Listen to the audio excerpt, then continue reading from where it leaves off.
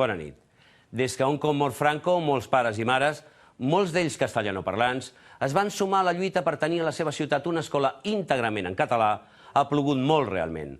La seva batalla va impulsar un pla d'immersió lingüística que es va estendre després a tot el país. La indefensió de la llengua catalana en un univers castellanoparlant, amb el precedent històric de l'ostracisme a què se la va condemnar, va fer imprescindible la discriminació positiva a favor de la nostra llengua, que a més és un instrument essencial del país. Avui la immersió sembla que continua sent l'única garantia perquè els nostres alumnes tinguin assegurat un coneixement suficient de català i de castellà al final del cicle formatiu. Sobre això hi ha un amplíssim consens social, però no tothom ho veu així, o almenys no pas amb l'actual proporció lingüística. Col·lectius minoritaris reivindiquen el bilingüisme en el model educatiu català. L'última decisió judicial que estén l'aprenentatge també en castellà a tota la classe, si un sol alumne ho demana, posa en qüestió aquest model, habitual diana mediàtica i legal dels poders de l'Estat.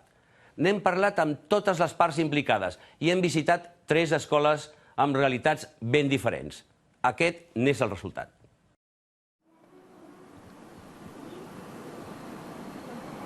Com t'imagines el país més feliç del món? ¿Entendiste qué tenés que hacer? ¿Sí?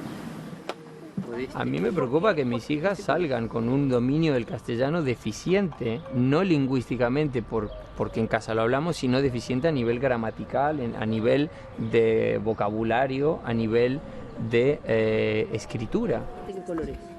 Julián Busca és argentí. Ell i la seva dona van arribar a Catalunya fa 11 anys. Aquí han tingut els seus 3 fills.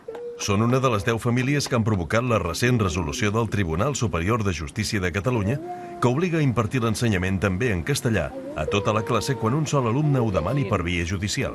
¿Inconvenientes? La escuela ideal sería una escuela que tuviese una educación mínimamente bilingüe. No me preguntes si una semana matemáticas en mates en castellano y otra en catalán, o una asignatura en un idioma y otra en otro. Si me preguntas a mí, creo que lo ideal es tener todo en los 2 idiomas.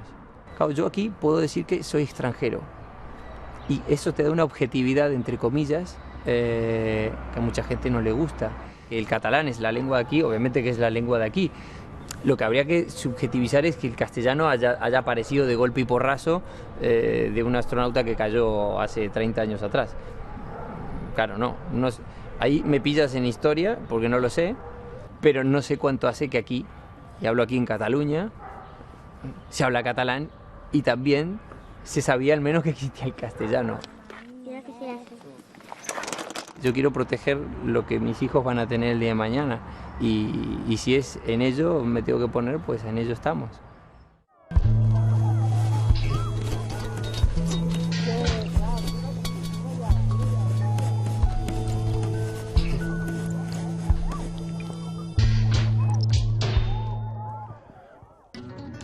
Després de 40 anys de dictadura, l'any 1983 el Parlament de Catalunya aprovava sense cap vot en contra i una sola abstenció la llei de normalització lingüística.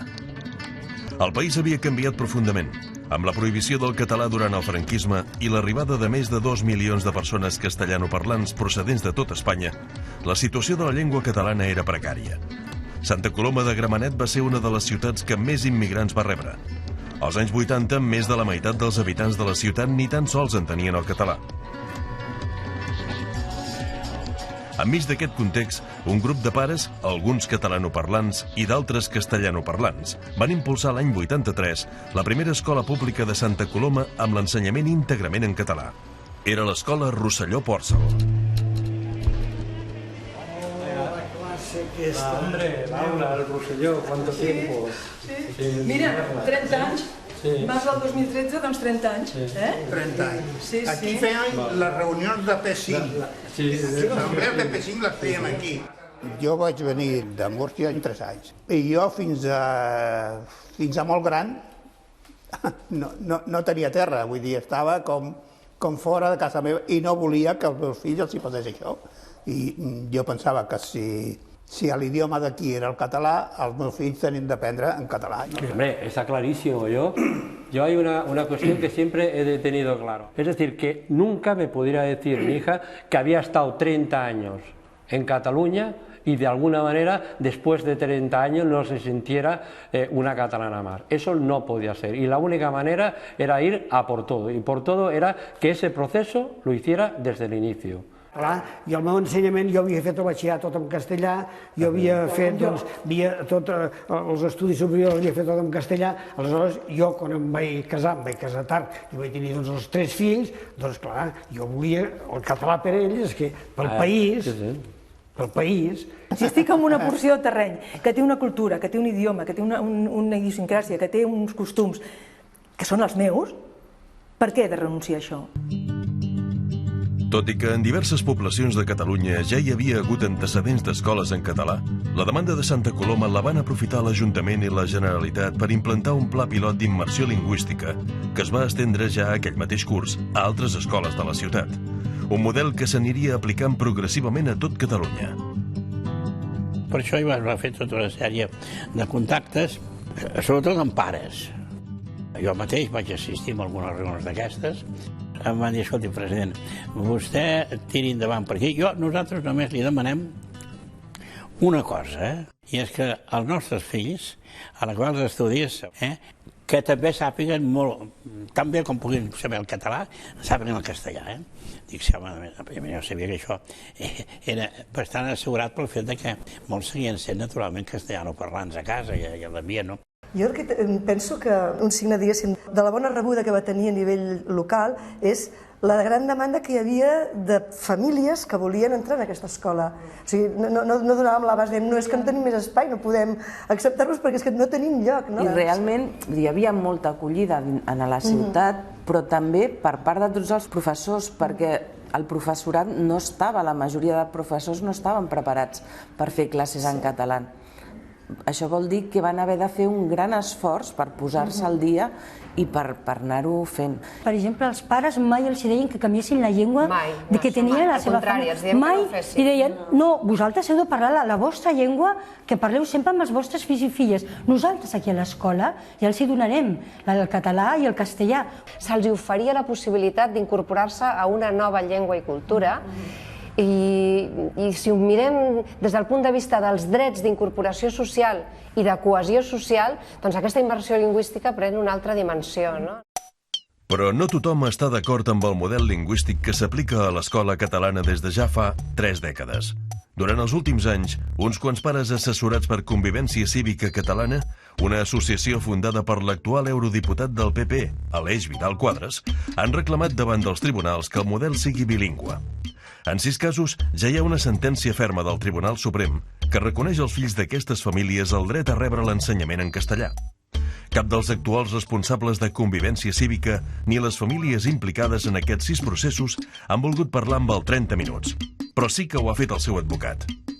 Claro, porque nosotros creemos que la lengua es de los hablantes, no de los territorios. Claro, si aquí tenemos una población que tiene el catalán como lengua vehicular, que es muy respetable, hay otra que tiene el castellano. Por tanto, ambas tienen que convivir. Pues ambas tienen que ser vehiculares. Pues no puede haver una por encima de la otra. La Salle de Tarragona és una de les escoles que s'han vist immerses en un d'aquests procediments judicials.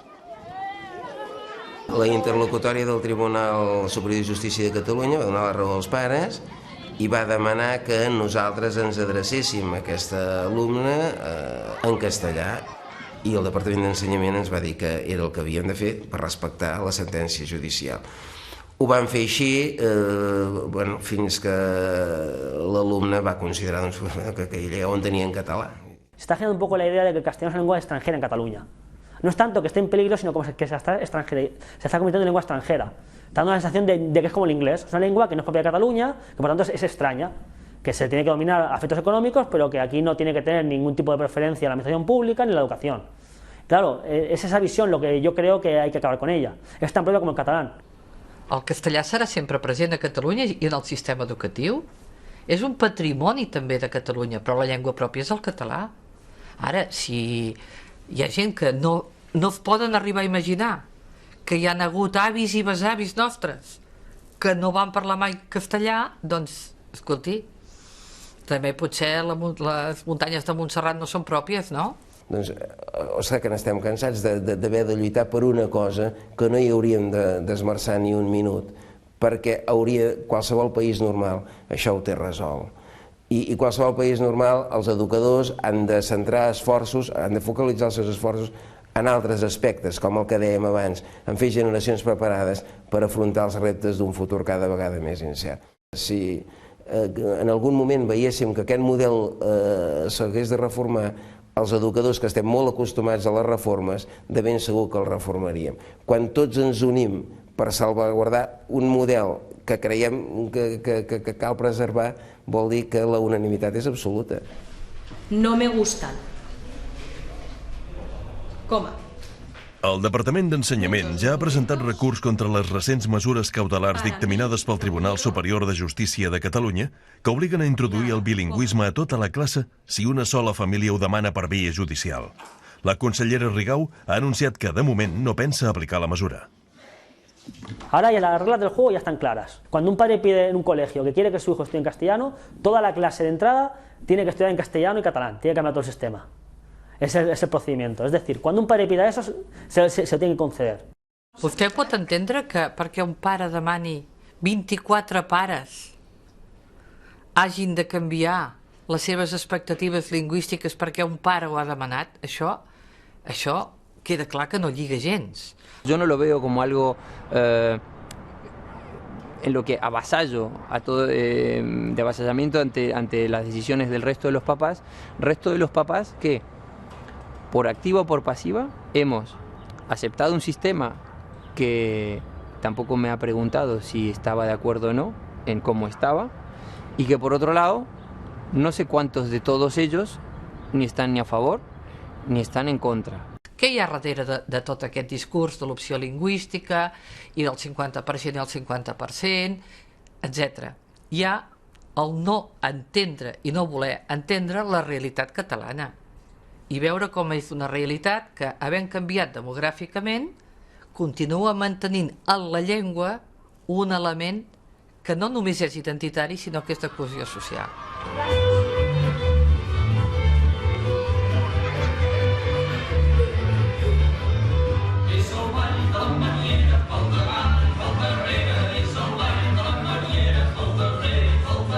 La Llei d'Educació de Catalunya estableix que els alumnes no es poden separar en funció del seu idioma. Tot i que la llei assenyala el català com la llengua normalment emprada en el sistema educatiu, també exigeix que, en acabar l'ensenyament obligatori, els alumnes han de tenir un ple domini tant del català com del castellà. Un dels èxits de la immersió lingüística és la gran sorpresa de les famílies, no? És a dir, estan aprenent a escriure en català, però escriuen i llegeixen en castellà. Per què? Perquè la presència de la llengua escrita en castellà és tan immensa que transfereixen ràpidament. Aprenen a llegir i escriure simultàniament en les dues llengües. Acabem de fer públiques les avaluacions de quart d'ESO en què es demostra que el nivell competencial en català i castellà és pràcticament igual. Per tant, és veritat. A ningú li interessa que els nostres alumnes no dominin el castellà. Es cierto que la competencia en castellano de los alumnos catalanes está aproximadamente en el entorno de la media nacional. Yo creo que eso, de todas formas, jamás ha sido un argumento central a la hora de introducir este asunto. El debate yo creo que está distorsionado. No hablamos tanto de que en catalán no se sepa castellano o que sabe menos castellano que en España, sino hablamos el agravio comparativo, la dificultad que supone para el niño castellano hablante que se le inmersione en catalán a la vez que su compañero catalano hablante no se le inmersiona. Claro, porque tiene que hacer un esfuerzo adicional el niño castellano hablante, que el catalano hablante no hace. Y eso acumula un desbarajuste. No es lo mismo estar entendiendo a tu profesor de matemáticas en tu idioma que en otro idioma. Con lo qual això és evident. Els estudis que han trobat aquestes diferències s'han fet en casos en què les dues llengües són molt diferents. Estem parlant, doncs, l'anglès i el castellà, el xinès i el castellà. Esclar, comparar això amb la diferència entre català i castellà és un acudit, perquè la intercomprensió entre català i castellà és pràcticament automàtica. Són llengües de la mateixa família i, per tant, al cap de molt pocs mesos, la comprensió és gairebé al 100%. Avui dia podem dir amb tota tranquil·litat que utilitzant el català com a llengua principal, l'alumnat, tot l'alumnat, independentment de la seva llengua, desenvolupa coneixement matemàtic, coneixement de ciències naturals, coneixement. On tenim problemes en relació amb això és a les persones estrangeres que acaben de venir. Però en el cas dels catalanoparlants i castellanoparlants no hi ha hagut mai cap tipus de problema.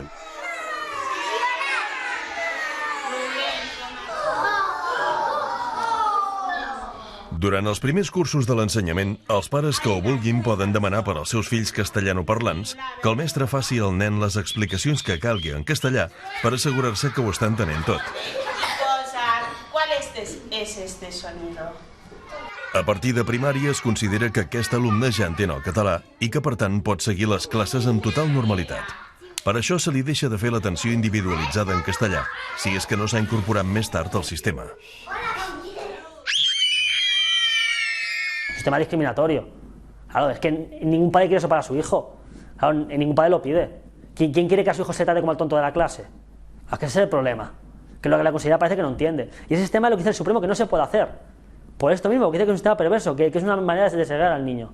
El tractament individualitzat també ara veuen que és poc demanat i ara diuen no, potser no es demana perquè només sigui el nen i no volem que el nostre sigui diferent. En tot cas que ho siguin tots. Home, no. Home, no. Malgrat el consens majoritari que hi ha a la societat a favor de l'escola en català, continua havent-hi alguns pares que no es resignen. Durant el primer trimestre d'aquest curs, 17 famílies d'escoles públiques de tot Catalunya han demanat al Departament d'Ensenyament escolarització bilingüe per als seus fills. Cuando estamos tratando de una cuestión de libertad, a mí me da igual que sean 12, como que sean 6, como que sea 1, o como que sean 12.000. Es decir, no. Yo creo que aquí buscar un argumento cuantitativo no se centra en lo que es realmente la naturaleza del problema, ¿no? El ministre d'Educació, José Ignacio Wert, va provocar la indignació de bona part de la comunitat educativa i també política de Catalunya quan fa uns mesos va presentar l'avantprojecte d'una nova llei d'educació, la LOMCE. L'esborrany de la llei, en un principi, relegava el català a una assignatura d'especialitat de la qual no era ni tan sols obligatori examinar-se. Però després de les protestes catalanes, aquest punt es va rectificar. El que sí que es manté en el redactat provisional de la llei, que està a punt de ser aprovada pel Consell de Ministres, és la introducció del castellà també com a llengua vehicular del sistema.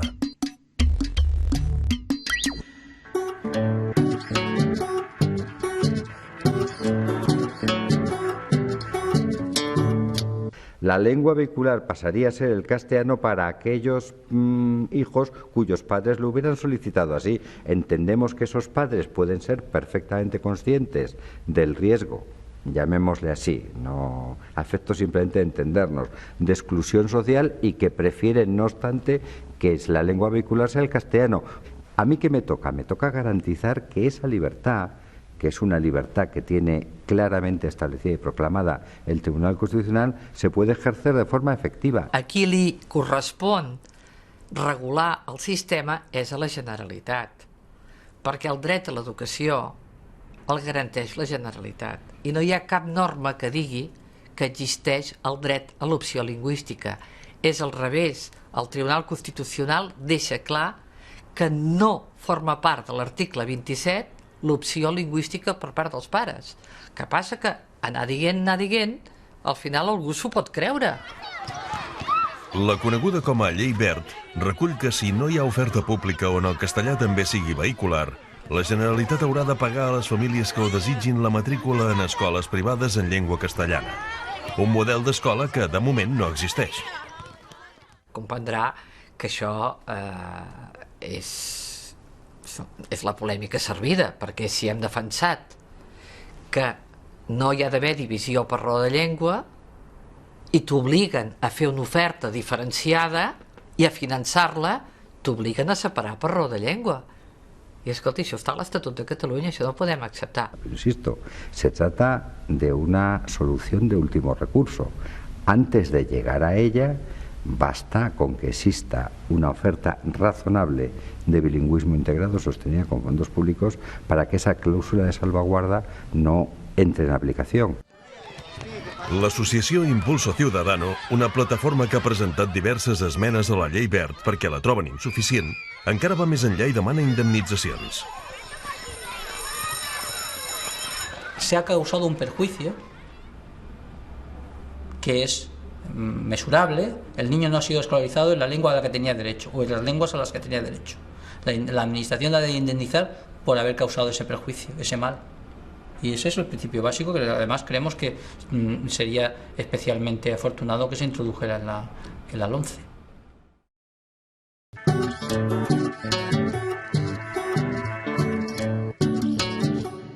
La immersió bàsicament es va fer, com sabeu, amb dos grans motius. Per una banda, per garantir el coneixement i la pervivència del català, que es veia en aquell moment minoritzat, i per una altra banda per garantir la cohesió social i evitar la segregació dels nois per motius de llengua. Però és que aquí cap alumne i cap company hem tingut mai cap problema en parlar el català o el castellà. El castellà no desapareixerà mai. És que és impossible que desapareixi el castellà. En canvi, el català es pot veure atacat molts cops, i s'ha vist atacat al llarg de la història. Nosaltres sempre ens queixem del franquisme que s'imposava una llengua, però clar, nosaltres estem fent el mateix. Nosaltres estem imposant una llengua com es feia fa uns anys. No es pot comparar amb ara. Durant el franquisme es prohibia parlar català pel carrer, i ara ningú li està prohibint a ningú parlar en castellà. I no crec que sigui un exemple, Joaquim, qui està prohibint? Ningú prohibeix a ningú parlar el castellà. Jo no ho he vist mai. És a dir, discutim entre si s'ha d'estudiar en català o en castellà. I jo crec que ens hem d'enfocar en que si volem que des de dalt se'ns imposi estudiar en una llengua o volem el dret a decidir en quina llengua volem estudiar. Ara que estem aconseguint que la societat catalana aprengui i sàpiga els dos idiomes amb correcció, que és el català i el castellà, el que volen fer és fastidiar-nos-ho tot i tornem un altre cop a crear conflictes. Trobo que no és necessari per a res. Els meus pares venen de Tenerife i clar, són castellanoparlants. Jo també soc castellanoparlant i clar, si no hagués estudiat a col·legis on s'estudiés el català, no hagués après el català, ni tindria ni idea. Vosaltres creu que a la societat, no a la tele, a la societat hi ha un conflicte lingüístic? Us heu trobat, t'has sentit discriminat? Discriminats per res del món. Jo dic que no per res. O sigui, jo soc castellanoparlant i jo m'he sentit discriminada per les meves amigues catalanoparlants. És a dir, al contrari, m'han parlat castellà més habitualment. Que per mi és positiu aquest sistema, però també trobo que és just que la gent tingui l'opció de decidir, no els pares, sinó, per exemple, potser fer la meitat amb una llengua i la meitat amb una altra, defensar els dos idiomes, però el dret a escollir per mi està per davant de tot. No sé.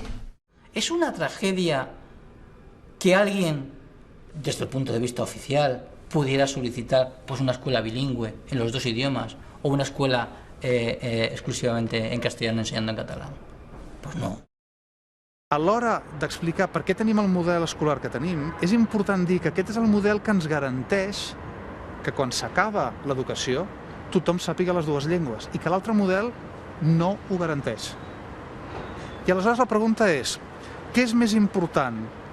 Poder triar la llengua d'ensenyament encara que al final els nens no aprenguin una de les llengües o garantir que tothom té accés a les dues llengües i podrà triar quina llengua voldrà fer servir.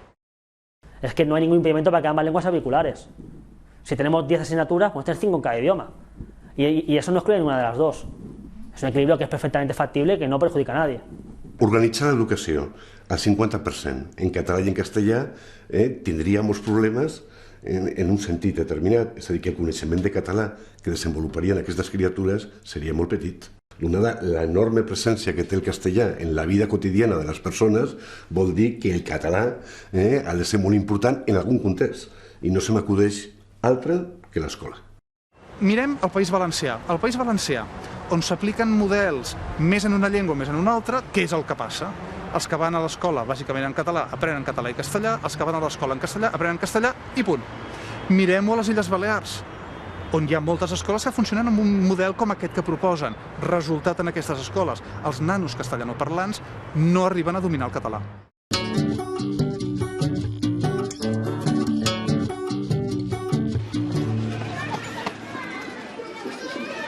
Hola Laura. Hola Sayoa, ¿qué tal estás? Muy bien. ¿Tienes ganas de venir a Bilbao? Sí, tengo muchas. Els alumnes de 5è i 6è de primària de l'escola Farigola de Seva estan preparant un intercanvi amb una escola de Bilbao. El viatge forma part d'un programa del Ministeri d'Educació que promou projectes conjunts entre escoles de diferents comunitats autònomes.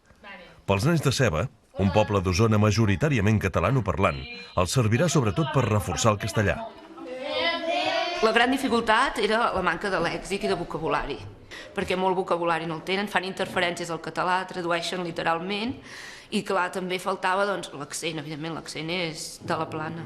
Clar, com que no l'utilitzen, que és això, que després el canvi de xip és ràpid, perquè com que el tenen a dintre, a veure, en saben, l'únic que han de fer l'han de treure, d'acord? Però notem que hi hem conegut molt, a nivell oral, molt. Hay que perseguir a los chicos ya. A un chico va, tocamos. Va, las chicas, va. El Consell Escolar de l'Escola Farigola, a més, va decidir que també l'assignatura d'Educació Física s'impartís en castellà per augmentar així l'ús d'aquesta llengua entre els alumnes. Els pares en un principi ho tenen molt acceptat i coincideixen amb l'escola de que s'ha de reforçar la llengua castellana. Respiramos por la nariz, sacamos el aire por la boca. No estem tancats d'ampliar-ho amb alguna altra àrea. De fet, el departament ho permet, això. Aprovant-ho, notificant-ho, ho permet. Nosaltres som conscients que hi ha realitats socials diverses i, per tant, cada centre en el seu projecte lingüístic decideix en quin moment intensifica a través d'alguna activitat el domini, per exemple, del castellà. No és cap anomalia, és una previsió que hi ha en els projectes lingüístics. El que no pot ser és que per qüestió ideològica s'imposi un 50 i un 50.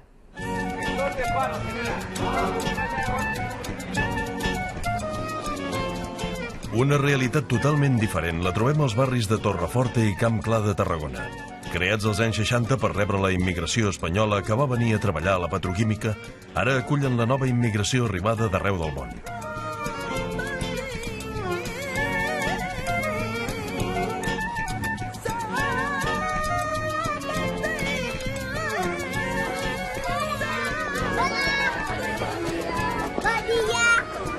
A l'escola pública Camp Clar, només 4 alumnes d'un total de 400 parlen el català a casa. Més del 65% dels nens i nenes d'aquesta escola són de famílies vingudes de fora d'Espanya. La resta són castellanoparlants. Qui ha vingut avui? Frases curtes. Que ha vingut avui amb vocalitzacions. La galeta té forma? De què té forma? Quadrat. Imatges. És un quadrat, el tovalló també. En les rutines això els dona molta seguretat a ells, perquè són frases curtetes que no canvien mai, són els exponents lingüístics que diem. I això, clar, ells al principi potser no t'ho repeteixen, però conforme que van passant els dies tu veus que s'enganxen. Crec que el segon trimestre comencen a entendre. Però tampoc, això cada nen és diferent. Això és com caminar. Tothom no comencem a caminar a la mateixa edat. Què hem vingut a fer aquí avui? A jugar. A què? A les botigues. A les botigues? La Salma, en Youssef, la Sumaya, la Wizat i en Riyad ja tenen 5 anys i comencen a articular frases més llargues i ampliar el seu vocabulari en català. Com es diuen aquestes de color vermell, aquestes fruites? Com es diuen? Fresa. Maduixa, molt bé. Aquesta, a veure, ensenya-li als companys. No, això és un enciam. De quin color són els enciams? Youssef, què és això? Te'n recordes? Què són? Taronja. No, aquestes allargades. Wizal, torna-ho a dir. Pastanaga. Pastanaga, molt bé. És molt important fer la immersió en català perquè és l'únic lloc en què els nostres alumnes tenen el contacte amb la llengua pròpia de Catalunya. Perquè al barri no parlen castellà, sinó que parlen moltíssimes llengües més, o àrab, o amazic, o moltes altres. Jo vull anar! No, que m'han petit.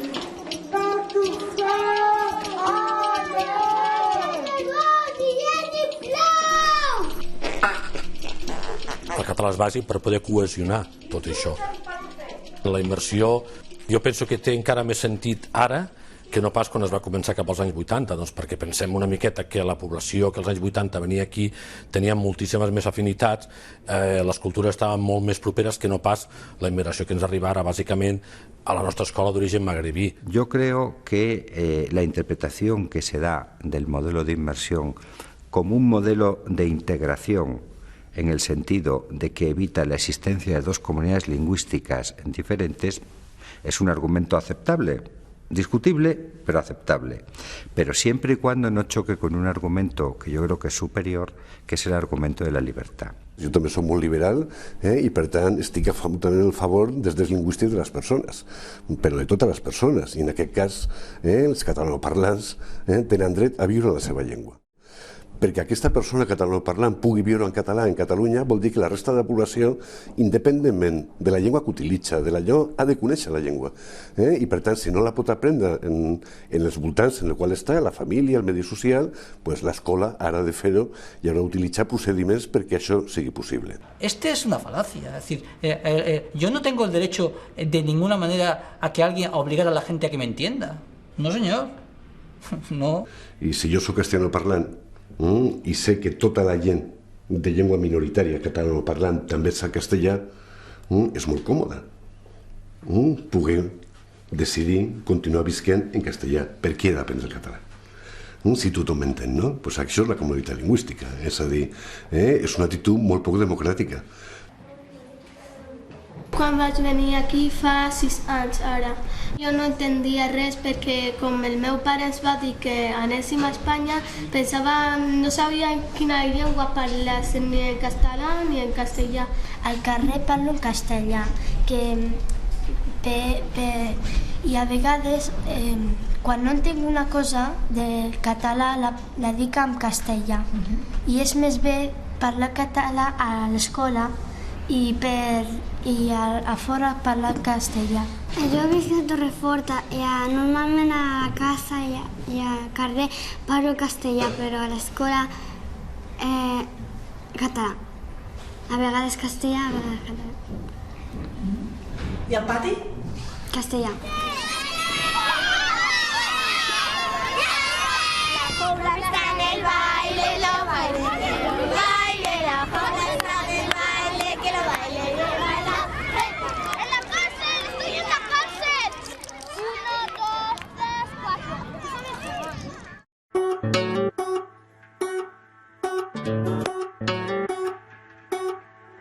S'ha donat molta importància a l'aspecte acadèmic de la llengua, a l'aspecte escolar, però en canvi molt poc al del lleure. Jo crec que si s'hagués invertit en esplais, activitats de lleure, esportives, en el que és l'oci dels nanos, ara no estaríem en aquesta situació, perquè l'haurien convertit en una llengua de relació i no en una llengua que associen a l'escola. Arnau, vale, cuando reciba nos abrimos, vale?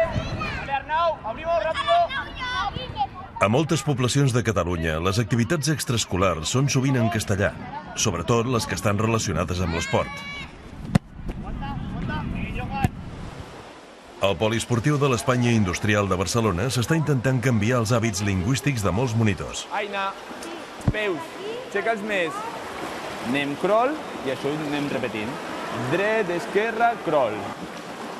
Doncs es va detectar que usaven el castellà quan era la llengua d'ordre, d'instruccions, usaven el castellà, tot i que tinguessin domini del català. Que per mi podem parlar català?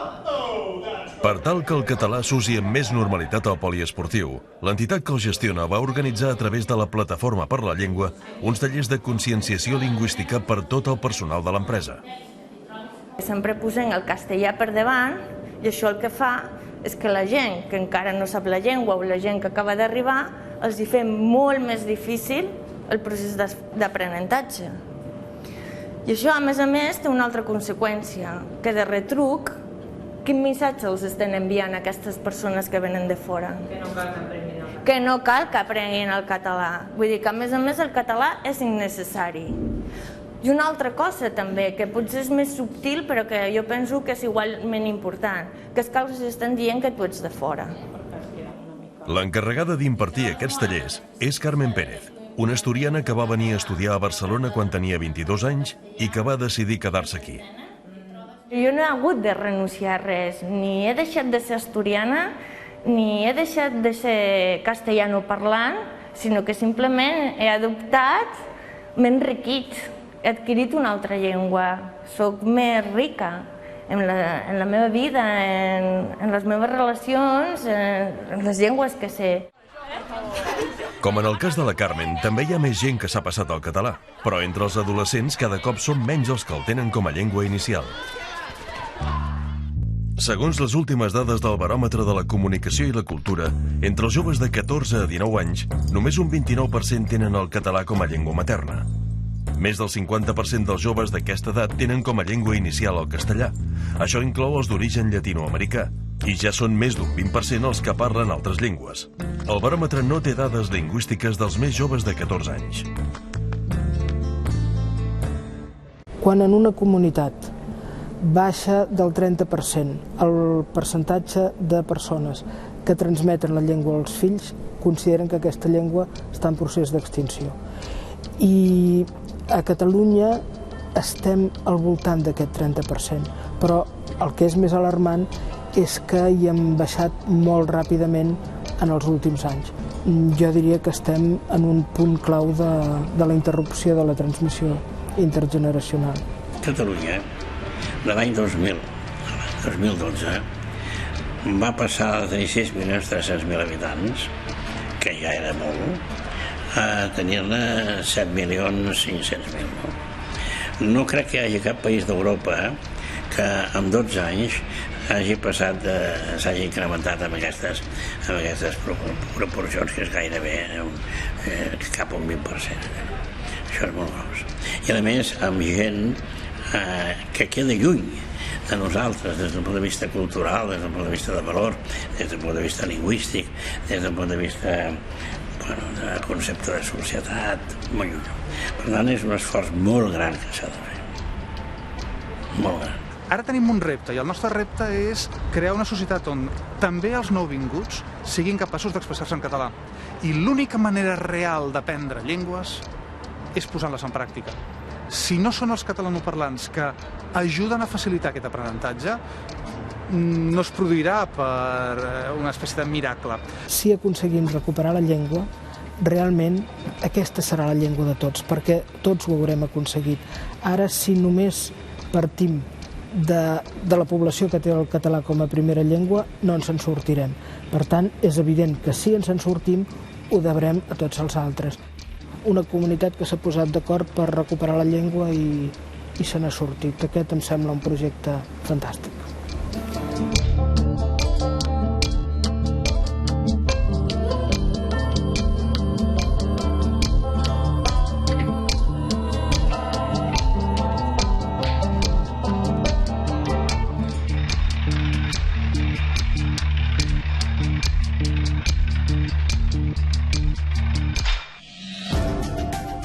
I la setmana que ve, a la Xina, robar nens i vendre'ls ha esdevingut un gran negoci. Cada any, uns 20.000 nens desapareixen de casa seva. Doxia Dai busca els seus pares 22 anys després. Pensaven els pares cada nit. Els Yanming busquen la seva filla per mig país.